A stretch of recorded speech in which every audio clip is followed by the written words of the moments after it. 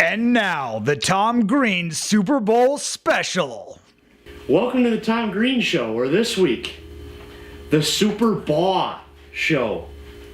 And we brought in a special guest for this one. You may remember him from the BCS show. It is Adam Dustin. Champion of Welcome the to the BCS show, by the way. I believe I won by 2 games. He was 24-11, while I was 22-13. So it was a close battle, except there was a couple games there, which the San Jose State game, I would have picked San Jose State. If I would have stayed with that one, I would have won that one. The Rutgers game, that one, I think I don't know, but there was a couple of games there where if I had have went the other way, or if you would have stayed where it is, it could have been. Or if you would have picked Louisville to kill Florida, you would have made one up on that one. Yeah. I was kind of wrong on that Gator bait thing, because most of the time, if you're not a Gator, you're Gator bait. But we got to hear that one more time before you go. Oh, yeah. If you're not a Gator, you're Gator bait. There we go. We need to hear that one more time. Well, unless you're a bird called the cardinal, and then apparently... Oh. Yeah. You can fly above the Gators pretty easily. Mm-hmm. Yeah. Well, it's a Cardinals, because if you're a Cardinal... Because if you're a Cardinal, then you get to play the kitchen sink in the band. Which some people do play the kitchen sink in the Stanford band. That's true. Well, really, the reason why we brought Adam on the show this time was because, to his delight and to my glum, he is leaving. On a jet plane. Actually, no, I'm driving. But yes, going out west. Going to be winning some Academy Awards here in the next 10 years, hopefully. Mm-hmm. And then when that happens, I can come back to Michigan, write all my movies here, be on the Tom Green Show, and then go off and film another Academy Award-winning film. So we'll see what happens. But it's been a joy. I've liked coming on here. So we're glad to have you on for a couple of shows. That's great to see that you came out, and it helps me too. See people in HD, and you know what I mean. Yeah, and I'll be out this summer, so we'll have to have another show in high definition. So it'll be cool. So great way to go out, though. Exactly. The Super Bowl. It seems like everybody's leaving for out west. He's leaving. Carissa Thompson left for Los Angeles for Sports Nation. To my big gloom, and I'm a little emotional to talk about it, Allison left Fox Sports Detroit for a modeling career in Los Angeles. You know what? That's the thing about sports shows. They'll always replace a model with another one. So yeah, at least she wished me big things. So that's a big thing. Yes. But anyway, had to get that off my chest. Shout out to her. Hope she's doing well. But anyway, she'll do well. I've seen her. So. The Super Bowl. Some people watch it for the game. Some people, like Allen Iverson, watch it for practice. Practice? And about practice? And some people, like my mother, watch it for the commercials. Yeah.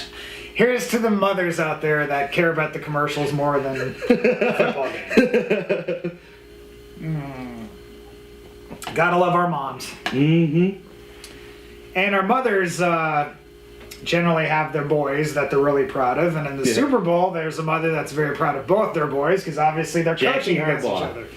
And I'm going to just jump right into my prediction that Harbaugh is going to win the Super Bowl. Guarantee you right now, sports bookies, Harbaugh will win the Super Bowl. There's been some memes posted about that. It's like, okay, or like kind of like that Bud Light Super Bowl commercial in the 43rd one. Okay, so kind of like this. Who do you think is going to win the Super Bowl? Ravens, Niners, Harbaugh. Harbaugh's right. This is an interesting matchup because, and this will go into my prediction, but you have this common occurrence where you have this team that on paper is clearly the better football team, and I'm talking about the 49ers. They're younger, they're faster, they're stronger. Yes. On paper, they're just a better team. But then you have the Ravens. And they're older, which some people might say means more experience. I would agree with that statement. And Joe Flacco, I think, is maybe a notch above like Tony Romo. I pretty much think he's a Tony Romo, except maybe just this much better. Glad he got rid of that Fu Manchu like last year. Yeah, like, I don't know. But Flacco doesn't really instill a whole lot of confidence in anybody, I don't think. But the Ravens have that mojo going right now. So the question is this going to be like the national championship game in college football where you have this team of destiny in Notre Dame that's not nearly as good on paper and then just gets steamrolled by Bama? Roll Tide. Yes, I had to wear an Alabama shirt to school the next day.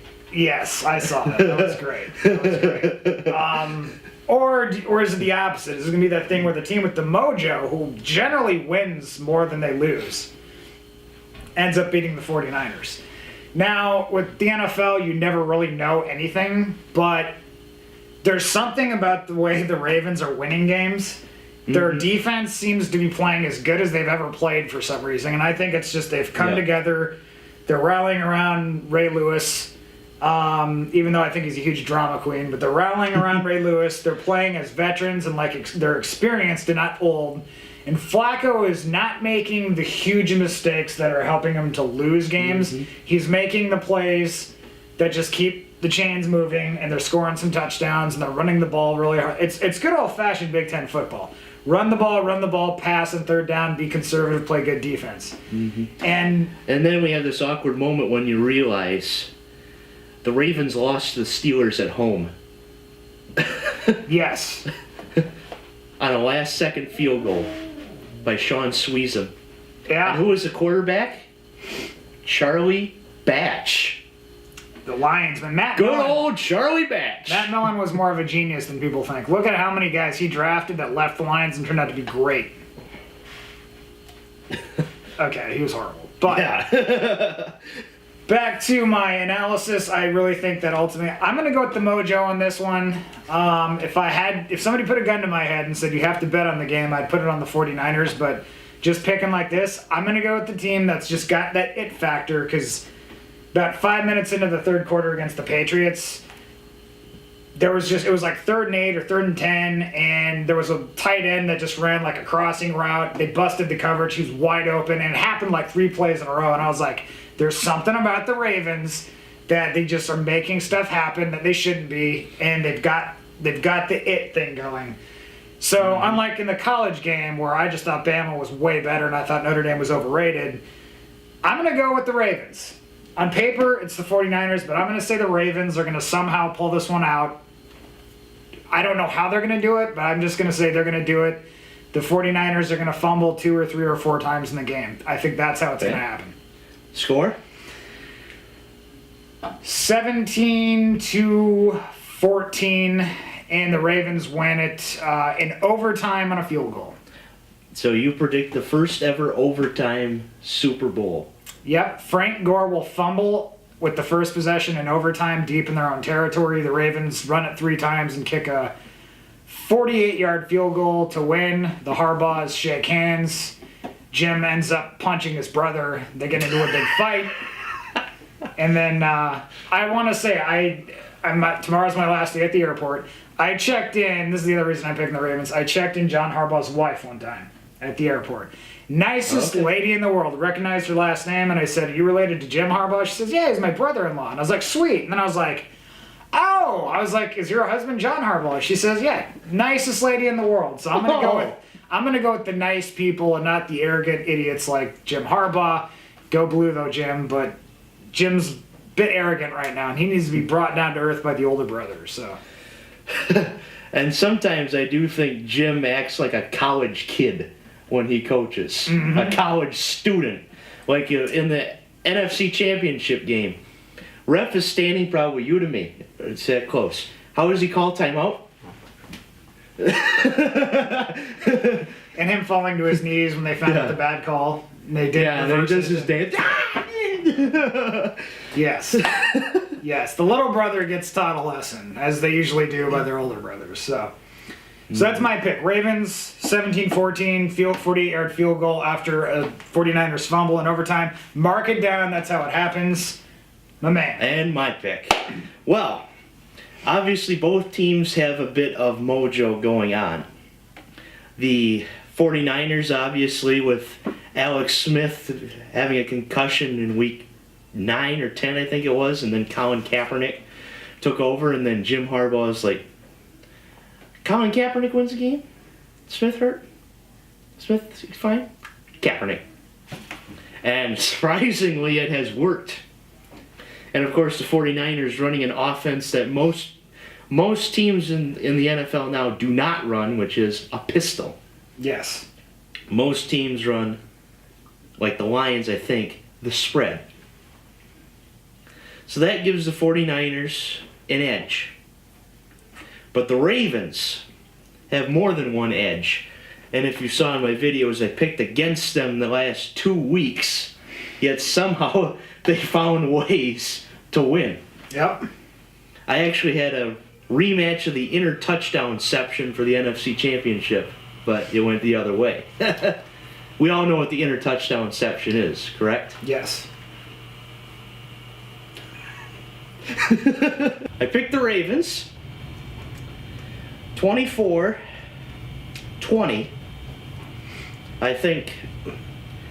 I do think that the Ravens will hop out to a 14-0 lead.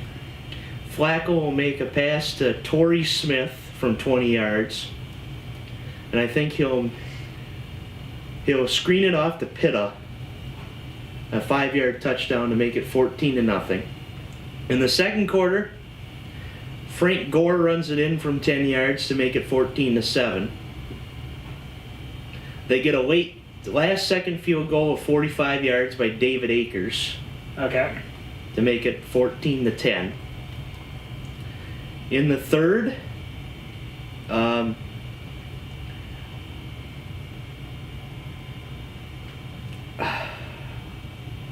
going to say Ray Rice runs it in from 30 yards to make it 21-14.